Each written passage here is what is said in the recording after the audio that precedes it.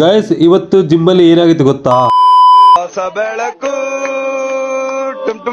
ಬೆಳಿಗ್ಗೆ ಎದ್ದು ನೋಡ್ತೀನಪ್ಪ, ದುರ್ಗಂಗುಡಿ ಎಲ್ಲ ಲೈಟ್ಸ್ ಎಲ್ಲ ಹಾಕ್ಬಿಟ್ಟಿದ್ದಾರೆ, ಹಂಗೆ ಗ್ರೌಂಡ್ ಅಲ್ಲಿ ಹೋಗ್ಬಿಟ್ಟಿದೆ. ಅಂಕುಲ್ಸ್ ಎಲ್ಲ ಅವಾಗೆ ಎಕ್ಸರ್ಸೈಸ್ ಎಲ್ಲ ಮಾಡ್ತಾ ಇದ್ರು.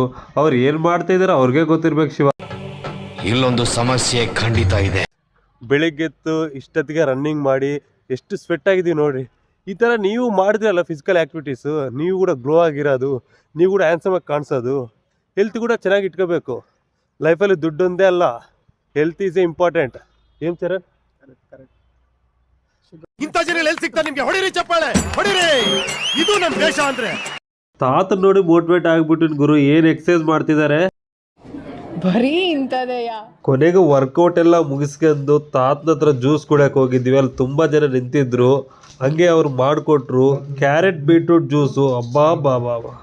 ಅಟ್ಲೀಸ್ಟ್ ವೀಕಲ್ಲಿ ಒಂದು 5 ಏನೋ ಇದನ್ನು ಕುಡಿಬೇಕು.